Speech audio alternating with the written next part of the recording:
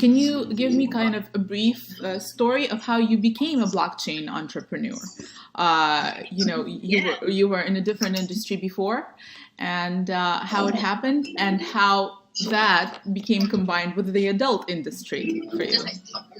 Yeah, I guess there's a lot to unpack there. I've always worked in emerging technologies and helping really early stage companies figure out how they were going to find their first customer and how they were going to sell them a product, and then how they would find more customers after that and eventually scale and grow. But when I was doing my MBA, I found that I had a real passion for social impact. And this led me to spend a large part of my study on looking at things like social entrepreneurship and concepts like triple bottom line reporting, where companies, they weren't charities and they weren't philanthropic. They were kind of somewhere in between, where they actually saw social and environmental strategies as competitive advantage. Fast forward a few years later, and I'm chatting to my mentor about this. It's like, renewable energy's got a long way to go before we actually see it become a viable solution for the future, not just alternative energy. Mm-hmm. And he said to me, right, so I'm going to send you this case study, and it's the Brooklyn microgrid. Mm-hmm. And I think you and I talked about this at Crypto BlockCon. Yeah. But it was the moment down the rabbit hole for me, because it was when I read this case study, for those who don't know, it was the first time that energy peer-to-peer trading between just general retail consumers, essentially neighbours, literally, somebody on one side of the road who has solar panels and people on the other side of the road who don't, mm-hmm. they could start trading energy with each other. And this had never been done before because, energy markets were always centralised through power plants. Mm-hmm. So when I discovered this, it blew my mind. Mm-hmm. I had to know more about this technology. How did it work? How could this possibly work? I couldn't imagine a world where we weren't controlled totally by mm-hmm. centralization. But what I learned was that there was actually a lot of parallels between the issues that existed in the adult industry and what I'd been working on in other projects around social impact, and particularly with things like gender equality and also power and inequality in the greater world, within things like developing economies and mm-hmm. concepts around identity and microfinance and micropayments and all this kind of stuff. But the interesting thing about the adult industry was that this was an industry that existed in Western worlds, was already transacting a fair bit amount of money, certainly not reflective of what the industry could be valued at, but it was transacting right now. And there were issues around trust, which blockchain, as we know, is the trust machine.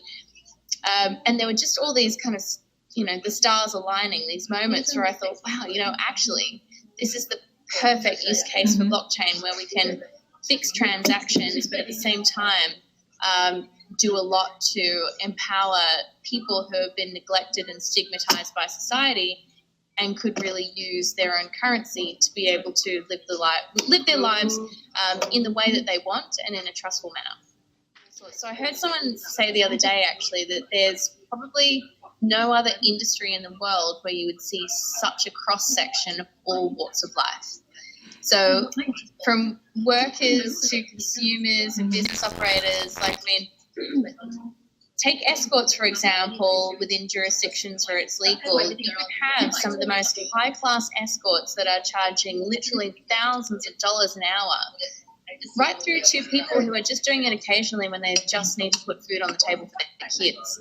And it's the same thing with consumers. You have some people who are just scraping a few dollars together to be able to view a CAM performer for a couple of minutes, through to people who are some of the most successful and well-to-do rich people in the world who are accessing sexual services. So I think what that's reflective of is that this is a basic human need that is relevant to pretty much everyone across the world, whether you want a lot of sex or a little of sex, or you're probably finding that the sex industry doesn't even speak to you at all. It's relevant to us in some way. What I wanted to say about that, I've been thinking about it, and as you know, as many people know, especially you, the adult industry has been consistently a driver of innovation in technology and the adoption of those innovations, whether it's, VHS or streaming. Do you think that blockchain for the adult industry is the key to general blockchain adoption that's going to unlock that blockchain adoption in the world? And I guess I wanted to ask what you think that says about us as humanity, but I think you already did. No, I completely agree. We've seen it time and time again, so I guess I don't even have to kind of do the pitch that this is the right place to consider it. But don't take it from me. One of our biggest investors, which is a large crypto fund called Alphabet, they put in over $1 million into Intimate, and they said that they were very inspired by this because this was the project that crypto had been waiting for in terms of a real use case, and possibly the first to drive mass-scale adoption. So cryptocurrency in itself promises to provide privacy and openness and eventually higher speed of payments, international payments. So given that, what does the Intimate token do that cryptocurrency itself cannot do for the adult industry? Why is cryptocurrency by itself, whether it's Bitcoin or something else in the future, not enough? What does Intimate offer on top of that, on top of the actual physical transactions?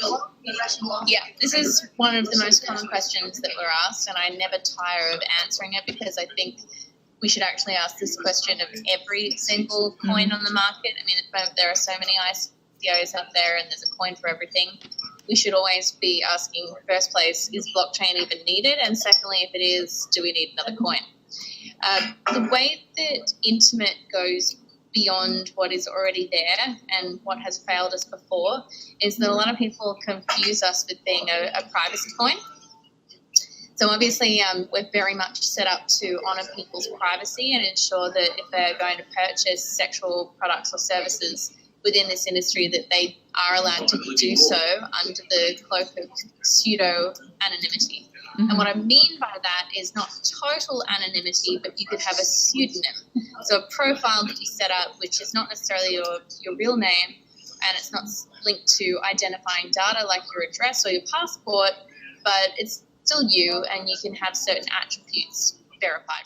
What Intimate is doing is creating right from the start a reputation system like we know in Uber or Airbnb or eBay, and making it industry-wide. So no matter where you're transacting with various entities, you can build up that reputation in one place and port it to another. But also be in control of that data as well. That's important too, to make sure that if somebody asks for your personal information, or they want to see things like, they want to see different types of people that you've previously interacted with, or they want to say that you've had your ID verified, or perhaps that you've had sexually transmitted infection health checks certified on the blockchain, all these types of things, you can choose whether you will voluntarily disclose this type of information. The point is that no one should have control over your information other than you.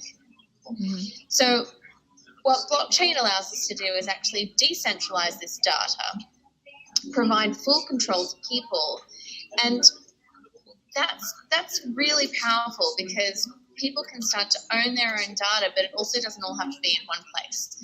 So I think the key for me is voluntary disclosure, that you own your data and you get to choose if and when to disclose it and to whom. And no one else has the power to say that other than you. So this is, I guess, coming back to that idea around centralized data.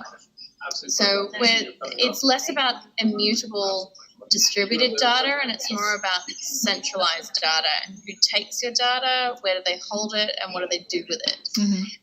And that's where I would say is the big difference between something like Facebook and Ashley Madison and others, is that these were entities that people trusted.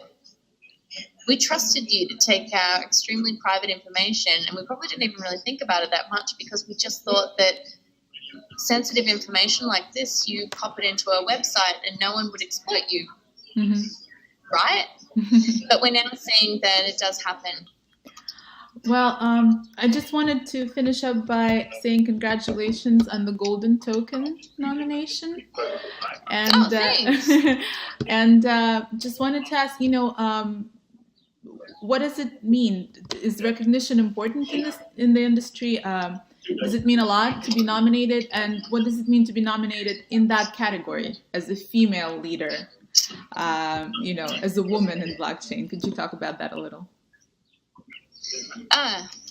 It means everything. I got into this space because I saw that this technology had far greater power to be able to reimagine the state of play. This wasn't just, some kind of technology that was going to make anyone a lot of money or just make some existing process much more efficient or connect people in better ways. And it was all of that and so much more. So I guess I'm relatively new to this space, and sometimes it's hard because you think, oh, well, if I'm not a computer scientist or an engineer or a mathematician or a cryptographer, then maybe I shouldn't be here. But I've got different skills to be able to bring, and I think the social impact piece is something that I'm really passionate about. Seeing more women in technology, more women recognised for what they do, more women respected and empowered is something that I think could bring a lot of benefit to the world.